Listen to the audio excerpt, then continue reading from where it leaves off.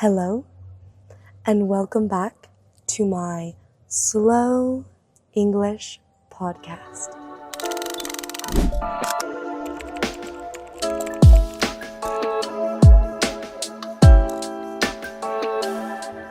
Today, I'm going to talk about my trip to New York, the whole entire story.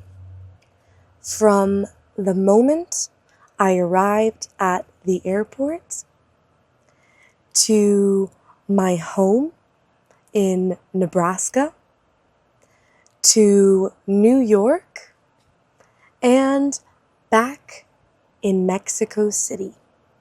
First, in the morning, my family and I woke up at around 4 a.m. super early because my dad had to drive us to the airport and then go to his work. So my mom, my sister, my brother, and I woke up, got our bags, and head to the airport in Mexico City. Once we arrived at the airport, we had to find our airline. Our airline was United or Aeromexico. So we found our airline, we checked in, we checked a bag, and we went through security check. The security check this time was so chill. The security guards were super friendly and not intense or angry at all. So it was a good start to a good trip. Then, once we were past security, we had to walk through the duty-free section. The section where everything is duty-free. And we were so hungry. We hadn't eaten anything since the night before.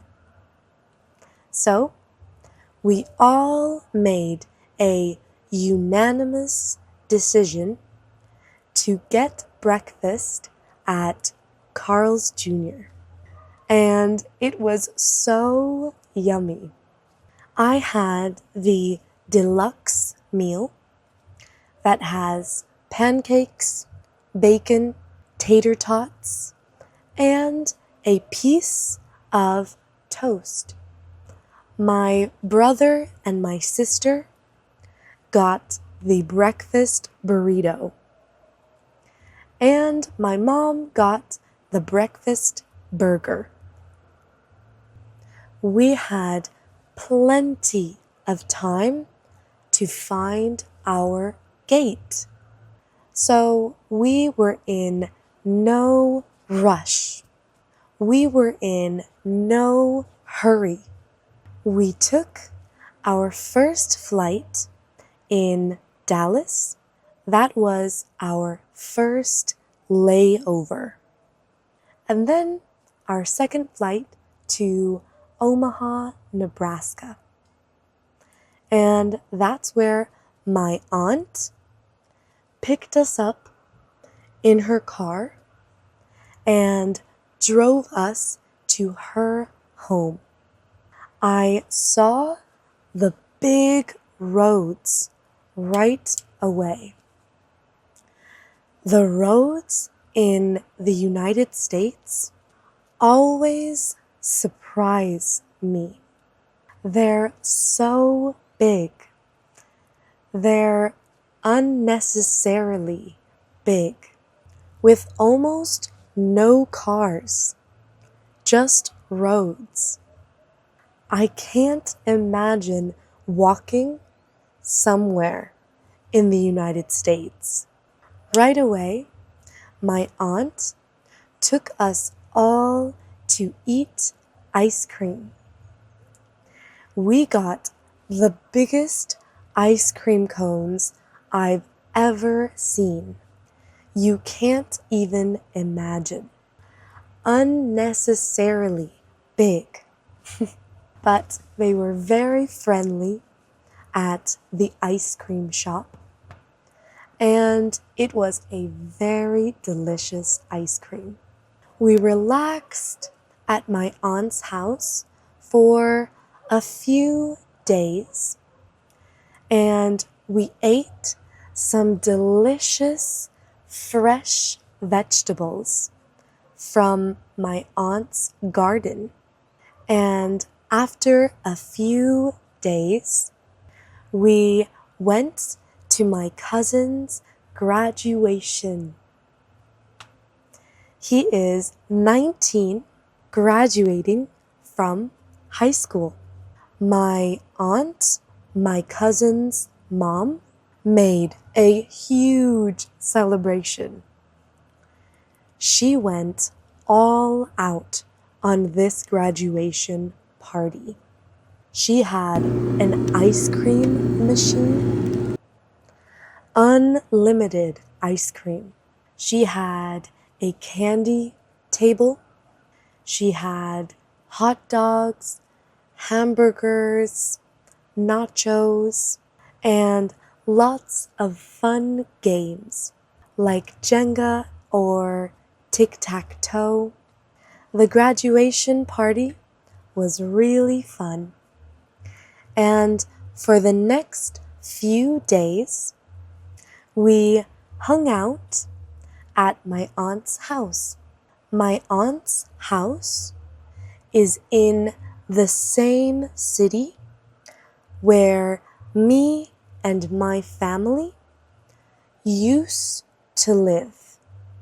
We all used to live in Sioux City. And it brought back so many nostalgic feelings, so many warm memories. I walked around the streets in Sioux City with my sister, and we saw all of the old houses that we used to see every day on our way to our cousin's house, or just going for walks every day when we were little. There's nothing like that nostalgic feeling of being in your childhood home or childhood city. What place brings back nostalgic feelings for you? What things bring back nostalgic feelings? For me, it's all of the green trees and the big houses and even the big roads. What brings those feelings for you? We saw a house with cute little mushrooms and a tree that had a hole cut through the middle for the cable lines going through the tree. It was funny to see. Instead of chopping down the whole tree, they just cut around so the cable could go through it. And one day before heading to my grandma and grandpa's farm, we decided to go to the gym. with my cousin. It was so nice because we got a hydro massage after. A very relaxing massage. The next day, my aunt drove us to my grandma and grandpa's farm. I got to see all of the huge landscapes of fields and fields of grass, fields and fields of corn, and fields of just lots of vegetation, the huge windmills, and arriving at my grandma and grandpa's farmhouse brought back so many warm and nostalgic feelings. The piano that I used to play when I was little, even though I didn't know how to play the piano, the screen door to keep bugs out of the house, the living room, the photos, the farm, so many wonderful memories. I feel so lucky to have had such a beautiful childhood. Can you think of one heartwarming story from your childhood? One person, thing, place, or story that you feel grateful for having as a kid? I went outside with my grandpa to see his vegetables, like his rhubarb, his tomatoes, his potatoes, and more. He's very proud of his garden, and I felt very proud of his garden too. We hung out in the living room for a little while and played with our cousins and grandparents, and it was a wonderful day, full of remembering happy days from the past. The next day, we had to go to get my driver's license, so we drove my grandma and grandpa's car all the way to the DMV, the place where you renew or get your driver's license. It was really funny because the car was all torn apart everywhere for some weird reason. I don't even know how it could have gotten torn up on the ceiling. It's an old car, definitely, but it was a funny memory. We arrived back at the farmhouse, and my brother mowed the lawn. I relaxed under the trees. I like looking at the view from underneath the trees. And I chatted with my grandma and grandpa. It's always so nice to see the hogs, the chickens, and the cows at my grandma and grandpa's farm. The next day, we had to head back to Nebraska and take our flight to New York City. The view from our first flight was so beautiful. A huge river winding around the city. But the view of New York City when we were flying in was even more impressive to see. Buildings and lights everywhere. Even the taxi drive to our hostel was so impressive to see. All of the lights, the buildings, the cars, the people, and our taxi driver drove us through Times Square, which was really nice of him to do. And that was crazy to see. It felt like I was in a movie because I feel like every movie is filmed or based in New York. We arrived pretty late in New York City, so the first thing we did was head to bed. I passed out.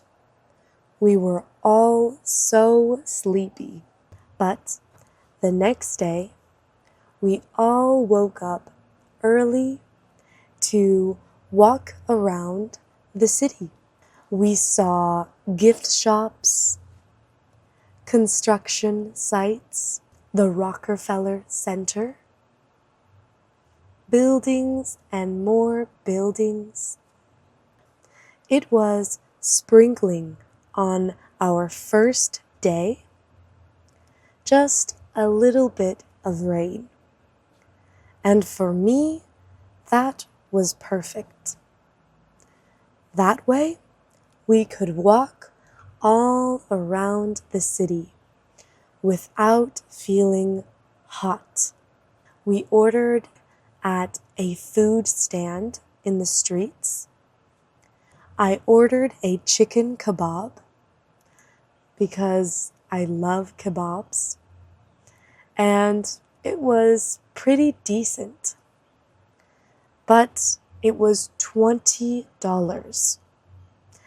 Now, I don't know if I was scammed because I looked like a tourist, but to me, that was crazy expensive.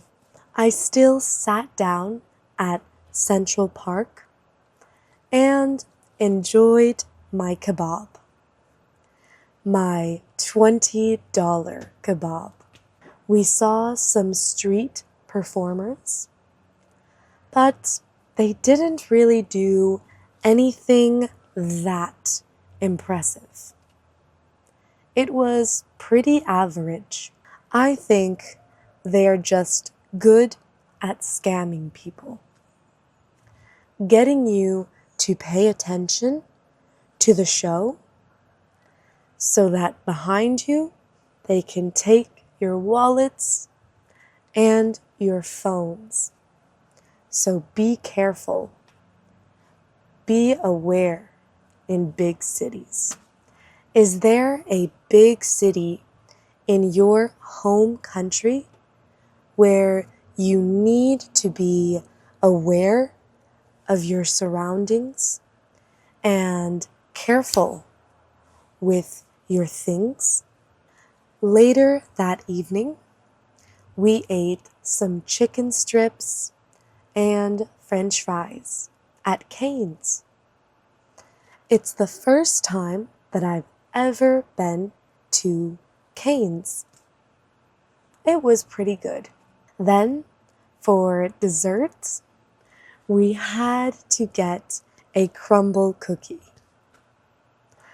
I've been obsessed with trying crumble cookies since the first time I saw a video of somebody eating one.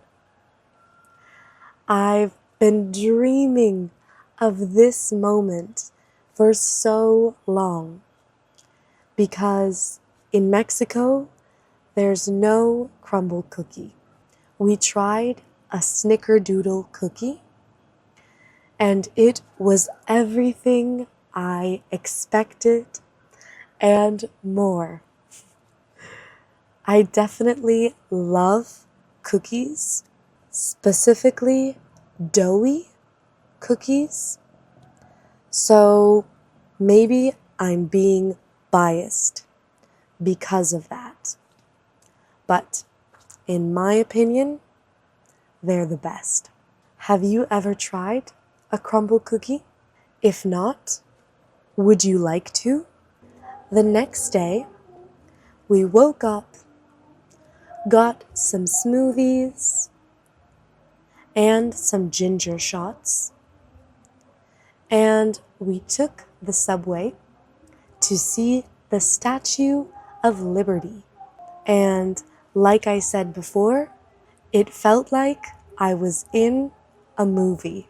Eating a salted pretzel in New York was a dream. And then for dinner, we had the best pizza ever at a place called Joe's Pizza. Later that evening, we walked to Times Square and we were able to see everything completely by ourselves. The next morning, we got breakfast and I ate an avocado toast. And we went to see the Harry Potter shop. Now, I'm not the biggest fan of Harry Potter, but my brother and my mom are. So, of course, I had to go and send them some pictures and buy them some souvenirs. I got my brother a Harry Potter wand, and I got my mom a Gryffindor mug. We walked to see the Empire State, and we got some Chinese food to eat and chill at a really pretty spot. And that was our last day in New York City. The next morning, we took the train to the JFK airport. We ate our leftover Chipotle while waiting for our plane to board. I always prefer to be early to my flights. So I'm always just chilling, eating a snack, and waiting for my flight to board. We put on our hats and we boarded the plane. The takeoff was just as beautiful as the landing. Taking off from New York City in the daylight was so beautiful. It's probably one of my favorite cities to see from the sky. Then we arrived back in Mexico City, a beautiful sight to land with beautiful lights and buildings, and my family, of course. I got to see my mom and dad's new dogs, Pablo and Güera. They're so cute. And it was really nice to be home. Stay tuned for next week when I show you my vlog-styled podcast for my trip in Puerto Escondido so far. If you like this type of slow English podcasts, then let me know in the comments, like, and subscribe. Have a wonderful day, and don't forget to practice English every day. You can get early access to all my videos with my YouTube membership. So join today for more exclusive content, personal stories, and challenges and homework for you to practice at home.